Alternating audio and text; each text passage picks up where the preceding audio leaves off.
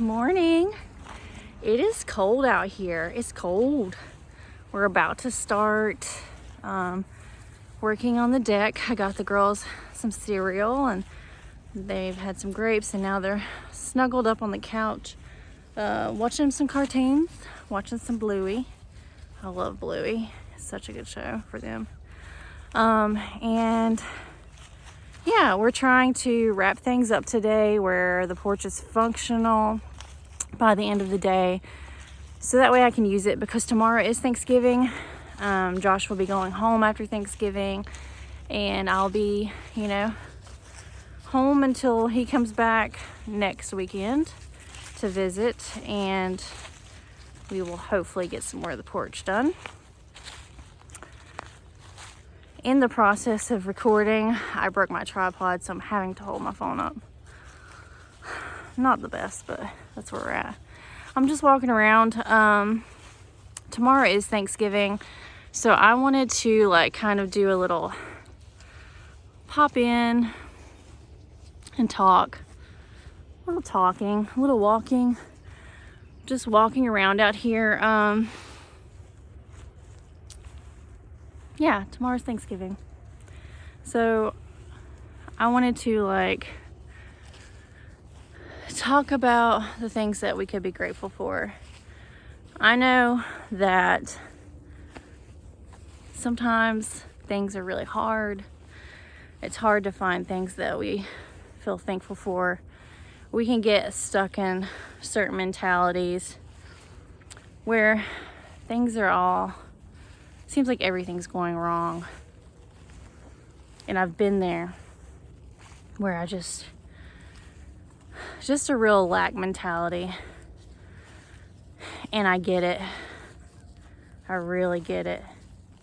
But what are some things that we can be thankful for, even when things seem like they're all going wrong? Well, how about we are alive? Like, the chances of us existing at all are so slim. So slim. The fact that we are born, our bodies have all the knowledge that it needs. We don't even have to think about it. Just walking here, I'm breathing on my own. I feel my heart pumping. I don't have to think about any of that. My body has this knowledge to just do the things it needs to do for me to live. And that's pretty crazy. Just see a little mushroom. Looks like some turkey tail there. Anyways,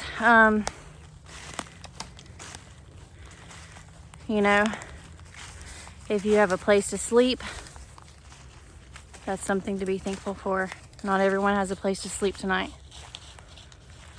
Or you have family or friends or someone that cares about you and loves you. Not everyone has that.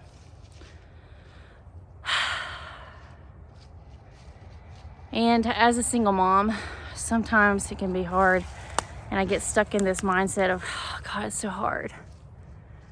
It's so hard. But I have happy, healthy children. That's something to be grateful for. I mean, if you have parents that are still alive, not everyone gets to live out their childhood with their parents being there. They have to, and that goes for physically and emotionally. On that topic, I feel like as an adult, you start to realize and have grace for your parents, because they're just growing up. While they're raising you, they're still growing up. We're always growing, always learning. And I think the generations before my generation, I'm 36. And I was in that phase where I played outside in nature, but the internet came as a teenager. And so, like, there was this mix and weird thing between worlds of, like, you know, there's all this knowledge and access to the internet. But, like, my parents, they didn't understand that, and they didn't have it, and their parents never even fathomed that would come. So the resources that are available for my generation and the generations after me, those weren't there. They weren't there.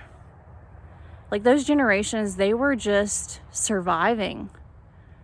You know, eating a meal, having a roof over their head, that was like, they were in survival mode. And I think that there is this separation between generations where it's hard to understand the other because we came from like such different worlds. Now in my generation, like, we have the resources. Like, I don't have to worry about food. Yes, things are tight, but like there's EBT, there's access to government funding and helping with food. There's also pantries, and those food pantries, like, that's just food that would be in the trash, and it's given to people that need it. And like those generations before us, they would have never thought like food going to the trash. Like, that's not a thing. I think that we in this generation should be extremely grateful that we have the resources to take care of our families, so that way we can then in return start taking care of those emotional things that weren't, you know, they weren't such a priority back then, because like they just wanted their family to survive, you know, just living. That was like a huge gift, just giving them life. And now, like, we are at a place in time where, especially in the United States, I know other countries and things, they're really struggling. But us in the United States and a lot of other countries, like, we are blessed. We are blessed to be in this time period where we can create the emotional stability, the stability of, you know, just our environment, and it's not purely survival. A lot of people, it is still because of their circumstances and getting trapped in abuse and different situations like that. And I'm not talking about that. I'm talking about us that are free. We are free to grow very capable children into a new generation where they can be an emotionally intelligent individuals, and also have basic needs met. And emotional stability for children is a basic need that my grandparents' generation didn't have the luxury of having. And it's sad. And I think back to a lot of my trauma, and I have grace for my parents in doing the best they could with what they knew, and not being able to process their own hurts, and then in return me gathering some of those hurts in the process of them raising me. It doesn't excuse, like, my trauma, my pain is still valid, but I can also have compassion and empathy for the fact that they were in a different world. And I know that if you turn on the news, or you tune into Facebook, or you tune into all these things, it's all divide. You know, we're all so angry with each other and the choices that they're making. But if you tune out of that and you tune in to what's going on here and in your immediate world,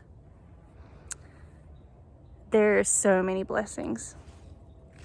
There's so many blessings to be found.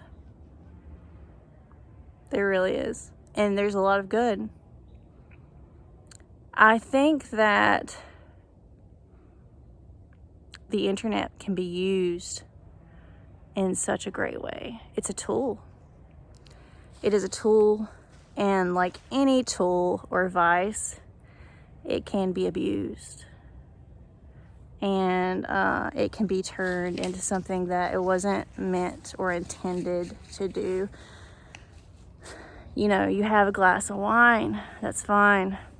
That glass of wine turns into 50. It's not. So, yeah, we have so much to be grateful for in this era of life. There's so much change that can be made by you and your community. And, you know, you don't have to tune into all the divide. You can have grace, gratitude for people where they're at. And you don't have to understand it. You don't have to understand where they're at.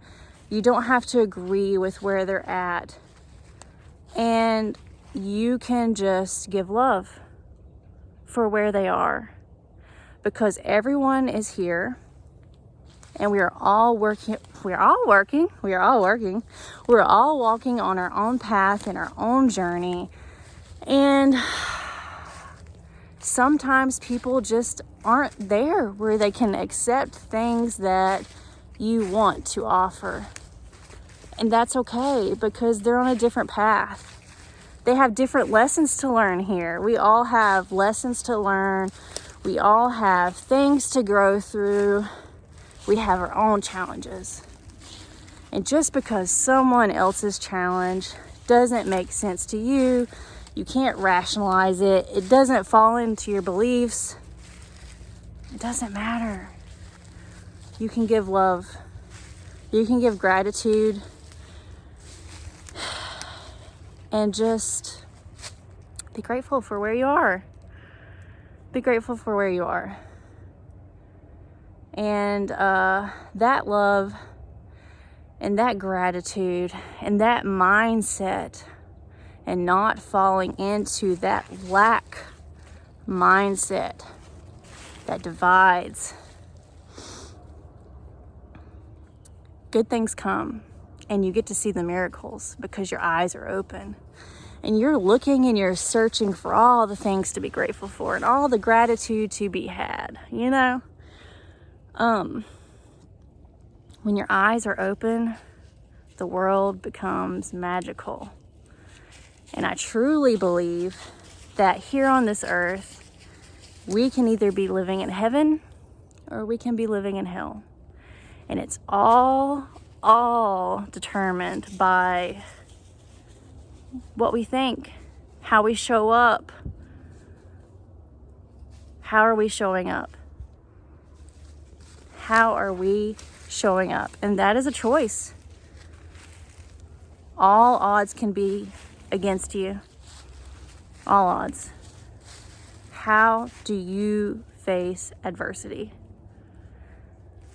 When it comes, do you lash out? You blame everyone else for everything wrong that's ever happened to you? Or do you look at it as, what lessons am I supposed to learn from this? What can I take from this hardship? What can I take from this hard time? What can I use to grow as a person from this experience?